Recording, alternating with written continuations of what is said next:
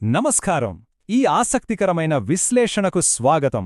ప్రపంచంలోనే అతిపెద్ద ప్రజాస్వామ్య దేశమైన మన భారతదేశానికి రాజ్యాంగాన్ని రచించడమనేది ఏమాత్రం చిన్న విషయం కాదు గదా. ఇది ఎవరో ఒక గదిలో కూర్చుని రాసేసిన డాక్యుమెంట్ కాదు. ప్రపంచవ్యాప్తంగా ఉన్న అత్యుత్తమ ప్రజాస్వామ్య విధానాలను సేకరించడానికి చేసిన ఒక అద్భుతమైన అన్వేషణ. ఆ కథేంటో ఈరోజు మనం తెలుసుకోబోతున్నాం. అయితే కొత్తగా స్వాతంత్ర్యం వచ్చిన ఒక దేశం ఇంత విశాలమైన వైవిధ్యమైన సమాజానికి సరిపోయేంత భారీ రాజ్యాంగాన్ని అసలు సున్నా నుండి ఎలా నిర్మిస్తోంది? ఇది నిజంగా అద్భుతమైన ప్రశ్న. ఎలాంటి లోపాలు లేని పటిష్టమైన పాలనా వ్యవస్థను ఏర్పాటు చేయడానికి మన రాజ్యాంగ నిర్మాతలు ఒక వినూత్నమైన మార్గాన్ని ఎంచుకున్నారు. ఆ మార్గమేంటో ఇప్పుడు చూద్దాం.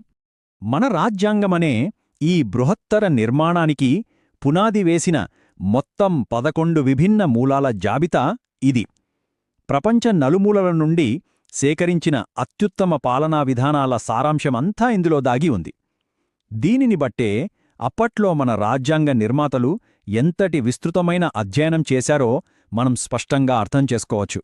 మొత్తం నిర్మాణానికి ప్రాథమిక పునాది వేసిన 1935 భారత ప్రభుత్వ చట్టం.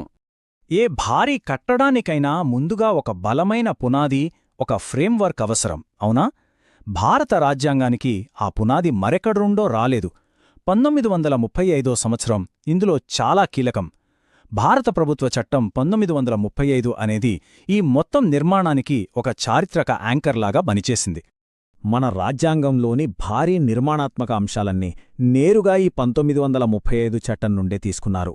ఫెడరల్ స్కీమ్ అంటే సమాఖ్య వ్యవస్థ, మన న్యాయ వ్యవస్థ, పబ్లిక్ సర్వీస్ కమిషన్ వంటి కీలకమైన పరిపాలనా యంత్రాంగం, అలాగే అత్యవసర పరిస్థితులను ఎదుర్కొనే నిబంధనలు, ఇవన్నీ ఇక్కడి నుండి గ్రహించినవే. ఇది మన రాజ్యాంగానికి అత్యంత స్థిరమైన, బలమైన పునాదిని అందించింది. పునాది వేయడం పూర్తయిన తర్వాత రాజ్యాంగ నిర్మాతలు బ్రిటన్, అమెరికాల వైపు దృష్టి సారించారు. ఈ రెండు విధానాల కలయిక అద్భుతంగా ఉంటుంది. ప్రభుత్వ యంత్రాంగాన్ని నడిపించే ఒక ఇంజిన్ను బ్రిటన్ అందిస్తే, పౌరుల హక్కులను కాపాడే బలమైన కవచాన్ని అమెరికా ఇచ్చింది.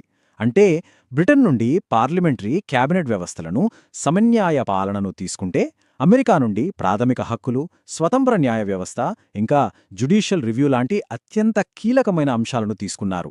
ఇది మన రాజ్యాంగానికి అపారమైన బలాన్ని చేకూర్చింది. ఆ రెండు ప్రధాన స్తంభాల తర్వాత మన ప్రయాణం ఐర్లాండ్ వైపు సాగుతుంది.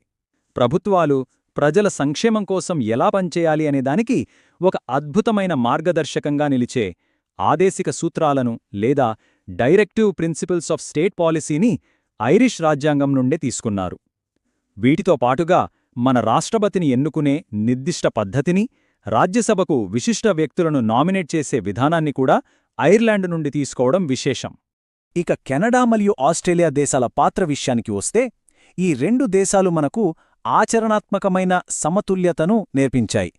దేశ ఐక్యతను కాపాడేందుకు బలమైన కేంద్రం ఉండాలన్న ఉద్దేశంతో ఆ సమాఖ్య నమూనాను కెనడా నుండి స్వీకరిస్తే, కేంద్ర రాష్ట్రాల మధ్య సమన్వయం కోసం ఉమ్మడి జాబితా అంటే కంకరెంట్ లిస్ట్, వ్యాపార వాణిజ్య స్వేచ్ఛ మరియు ఉభయ సభల సంయుక్త సమావేశం వంటి అంశాలను ఆస్ట్రేలియా విధానం నుండి తీసుకున్నారు.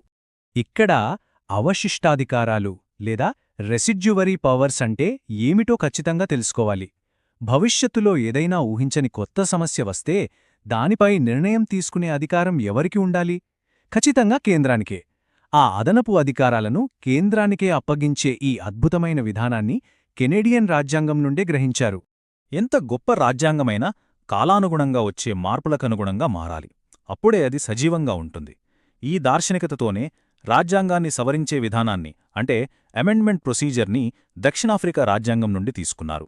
దీని ద్వారానే ఇవాళ అవసరమైన మార్పులు చేసుకునే వెసులుబాటు మనకు లభించింది. యూరోపియన్ మరియు ఆసియా దేశాల నుండి తీసుకున్న ప్రత్యేక లక్షణాలు. ఈ ప్రపంచ పర్యటన మరింత ముందుకు వెళ్లే కొద్దీ ఒక అద్భుతమైన సమ్మేళనం మనకు కనిపిస్తుంది. ఫ్రాన్స్ నుండి స్వేచ్ఛ, సమానత్వం లాంటి గొప్ప ఆదర్శాలను తీసుకుంటే, దేశ భద్రత దృష్ట్యా అత్యవసర పరిస్థితుల్లో ప్రాథమిక హక్కులను తాత్కాలికంగా నిలిపివేసే కఠినమైన నియమాన్ని జర్మనీలోని వీమర్ రాజ్యాంగం నుండి స్వీకరించారు. అలాగే రష్యా నుండి పౌరుల ప్రాథమిక విధులను, జపాన్ నుండి చట్టబద్ధమైన ప్రక్రియలను తీసుకోవడం ద్వారా ఈ రాజ్యాంగాన్ని ఒక పరిపూర్ణమైన డాక్యుమెంట్గా తీర్చిదిద్దారు. ఇప్పటివరకు మనం తెలుసుకున్న ఈ 11 మూలాలను గమనిస్తే, ఇదంతా కేవలం ఎక్కడో ఉన్నదాన్ని కాపీ కొట్టే ప్రక్రియ ఎంతమాత్రం కాదని మనకు స్పష్టంగా అర్థమవుతుంది. అమెరికా స్వతంత్ర న్యాయ వ్యవస్థ నుండి జపాన్ చట్టబద్ధమైన ప్రక్రియల వరకు ఈ విభిన్న లక్షణాలన్నింటినీ ఒకచోట చేర్చడం వల్ల మనదైన ఒక ప్రత్యేకమైన ప్రజాస్వామ్య వ్యవస్థ సృష్టించబడింది. ఆయా దేశాలలోని అత్యుత్తమ విధానాలను తీసుకొని వాటిని మన భారతీయ పరిస్థితులకు తగ్గట్టుగా మార్చుకొని అన్వయించుకోవడం నిజంగా ఒక అసాధారణమైన చారిత్రక విజయం కదూ.